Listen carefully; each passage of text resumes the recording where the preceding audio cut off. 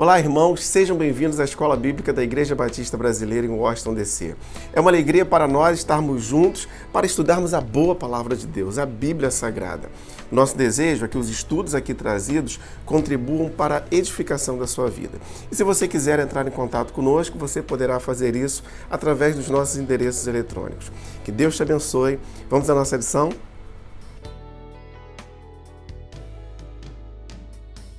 Pois nada é impossível para Deus. Isso está registrado em Lucas, capítulo 1, verso 37. Deus é onipotente, Ele é todo-poderoso. E a onipotência é um dos atributos naturais de Deus, ou seja, são atributos que falam da sua natureza. Em outras palavras, se baseiam no seu modo natural de ser. E isso significa que não há bem que Deus não possa fazer. E a onipotência de Deus sempre há de operar em concordância com seus outros atributos. Santidade, justiça, verdade, amor. Todos os atributos de Deus operam conjuntamente. Então, o Senhor que tem todo o poder nunca há de agir de maneira a contrariar a sua própria natureza. Deus não pode mentir, enganar, deixar de cumprir suas promessas. Deus não pode fazer nenhum mal. Alguns textos bíblicos que falam da onipotência do Senhor, Mateus capítulo 6, verso 13, e não nos deixes cair em tentação, mas livra-nos do mal, porque teu é o reino, o poder e a glória para sempre. Amém. Jesus cita em sua oração modelo o reino, o poder e a glória que são do Pai. Efésios capítulo 3, verso 20. Aquele que é capaz de fazer infinitamente mais do que tudo o que pedimos ou pensamos, de acordo com o seu poder que atua em nós. Por ser todo-poderoso, Ele pode fazer infinitamente mais do que nós desejamos. Apocalipse capítulo 19, verso 6. Então, ouvi algo semelhante ao som de uma grande multidão, como o estrondo de muitas águas e fortes trovões que bradava: Aleluia, pois reina o Senhor, o nosso Deus, o Todo-Poderoso. Por ter todo o poder, o Senhor reina eternamente. Deus é onipotente, Ele tem todo o poder. Não há bem que Ele não possa fazer por cada um de nós, segundo a sua soberana vontade, bondade, justiça, verdade e perfeito amor.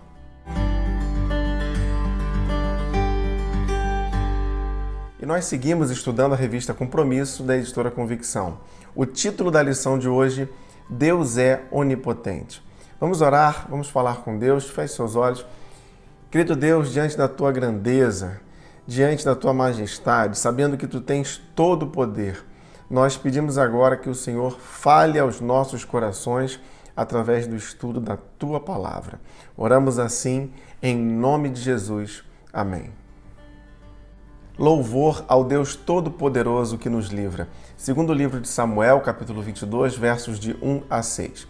Diz assim o texto: Davi cantou ao Senhor este cântico quando este o livrou das mãos de todos os seus inimigos e das mãos de Saul, dizendo: O Senhor é minha rocha, a minha fortaleza e o meu libertador. O meu Deus é a minha rocha, em que me refugio, o meu escudo e o meu poderoso Salvador. Ele é a minha torre alta, o meu abrigo seguro. És o meu Salvador que me salva dos violentos. Clamo ao Senhor que é digno de louvor e sou salvo dos meus inimigos. As ondas da morte me cercaram, as torrentes de destruição me aterrorizaram. As cordas da sepultura me envolveram, as armadilhas da morte me confrontaram. Uma das evidências do poder do Senhor são os livramentos que Ele nos dá. Nesse texto que lemos, Davi aqui está expressando a sua gratidão pelos livramentos recebidos. Os seus inimigos, eles eram muito maiores, e se não fosse o Senhor, Davi não alcançaria livramento. No verso 4, ele diz: Clamo ao Senhor que é digno de louvor e sou salvo dos meus inimigos. O Senhor, Ele é acessível a quem o clama. Ele vem ao socorro daqueles que reconhecem as suas fraquezas, as suas impotências. E a ação do Senhor em favor daqueles que o buscam, ela não tem a ver com mérito algum, mas com a graça misericordiosa de Deus. Romanos capítulo 10, verso 12, registra: Não há diferença entre judeus e gentios, pois o mesmo Senhor é Senhor de todos e abençoa ricamente todos os que o invocam. O Todo-Poderoso que se move pela angústia e clamor dos seus. Segundo o livro de Samuel, capítulo 22, versos de 7 a 14. Diz assim o texto: Na minha angústia clamei ao Senhor, clamei ao meu Deus. Do seu templo ele ouviu a minha voz. O meu grito de socorro chegou aos seus ouvidos. A terra abalou-se e tremeu. Os alicerces dos céus estremeceram. Tremeram porque ele estava irado. Das suas narinas saiu fumaça, da sua boca saiu fogo consumidor. Dele saíram brasas vivas e flamejantes. Ele abriu os céus e desceu. Nuvens escuras estavam debaixo dos seus pés. Montou sobre um querubim e voou. Elevou-se sobre as asas do vento. Pôs as trevas ao seu redor. Das densas nuvens de chuva fez o seu abrigo. Do brilho da sua presença flamejaram carvões em brasa. Dos céus o Senhor trovejou. Ressoou a voz do Altíssimo. O Senhor, ele não se satisfaz com o sofrimento dos seus filhos. E ele tem tanto cuidado que é extraordinário esse movimento em favor dos que o clamam. Nós sabemos que dias difíceis são inevitáveis para cada um de nós. Talvez nesse momento você mesmo esteja passando por um dia difícil, um tempo de lutas, mas saiba que o Senhor, o Deus Todo-Poderoso, ele é contigo. Então fique firme, pois ele está atento ao seu clamor. O Todo-Poderoso socorre os seus pela graça. Segundo o livro de Samuel, capítulo 22, versos de 15 a 20. Ele atirou as flechas e dispersou os inimigos, arremessou raios e os fez bater em retirada. Os vales apareceram e os fundamentos da terra foram expostos, diante da repreensão do Senhor, com o forte sopro de suas narinas. Das alturas estendeu a mão e me segurou, tirou-me de águas profundas. Livrou-me do meu inimigo poderoso, dos meus adversários, que eram fortes demais para mim. Eles me atacaram no dia da minha calamidade, mas o Senhor foi o meu amparo. Deu-me ampla liberdade, livrou-me, pois me quer bem. Nesse texto aqui, Davi ele está usando uma linguagem figurada a fim de expressar o magnífico livramento recebido do Senhor. Ainda que Davi não se sentisse merecedor. Mas Davi ele registra no texto, livrou-me, pois me quer bem. A ideia aqui é de um coração voltado para alguém, é de estar favorável a algo. É assim que o Senhor Todo-Poderoso age por nós. Ele age a nosso favor. O Todo-Poderoso recompensa os seus. Segundo o livro de Samuel, capítulo 22, versos de 21 a 29. O Senhor me tratou segundo a minha retidão, segundo a pureza das minhas mãos me recompensou. Pois guardei os caminhos do Senhor, não cometi a perversidade de afastar-me do meu Deus. Todos os seus mandamentos estão diante de mim, não me afastei dos seus decretos. Tenho sido irrepreensível para com ele e guardei-me de pecar. O Senhor recompensou-me segundo a minha retidão, segundo a pureza das minhas mãos perante ele. Ao fiel te revelas fiel, ao irrepreensível te revelas irrepreensível, ao puro te revelas puro, mas ao perverso te revelas astuto. Nesse trecho aqui, Davi ele fala de uma recompensa, uma retribuição. Mas isso não contraria o que foi dito anteriormente de que o Senhor age segundo a sua graça e não por algum merecimento nosso. O que o texto aqui está nos ensinando é que a graça do Senhor não nos isenta de responsabilidade. O contato com a graça do Senhor nos constrange a vivermos uma vida digna, que visa agradar a Deus de modo submisso à sua vontade. Vejamos alguns pontos pelos quais o Senhor se alegra conosco e nos recompensa. Pela prática da justiça, pois a graça do Senhor, ela nos constrange a vivermos de modo justo. Mateus capítulo 5, verso 20. Pois eu lhes digo que se a justiça de vocês não for muito superior à dos fariseus e mestres da lei, de modo nenhum entrarão no reino dos céus. Pela pureza das mãos, nossos atos, eles devem ser puros, devem estar comprometidos com o que é digno da graça que nos resgatou. Efésios capítulo 2, verso 20. porque somos criação de Deus, realizada em Cristo Jesus, para fazermos boas obras, as quais Deus preparou de antemão para que nós as praticássemos. Por seguir o caminho do Senhor. Quão maravilhoso é seguir o caminho do Senhor. Salmo 119, verso 1. Como são felizes os que andam em caminhos irrepreensíveis, que vivem conforme a lei do Senhor. Por viver na presença de Deus. Esse é o melhor lugar para o homem estar, na presença de Deus. Isso significa viver uma vida que o agrada. Tiago, capítulo 4, verso 8. Aproximem-se de Deus e Ele se aproximará de vocês. Pecadores, limpem as mãos e vocês que têm a mente dividida, purifiquem o coração. Por ter os mandamentos diante de si. Os mandamentos, eles devem ser vivenciados, independente das circunstâncias que nós vivemos. A obediência, ela é uma resposta natural à vida do homem que ama o Senhor. João capítulo 14, verso 15. Se vocês me amam, obedecerão aos meus mandamentos. Por sermos irrepreensíveis, nós devemos agir então com prudência, mesmo em meio a um mundo tão corrompido no qual vivemos. Filipenses capítulo 2, versos de 14 a 16.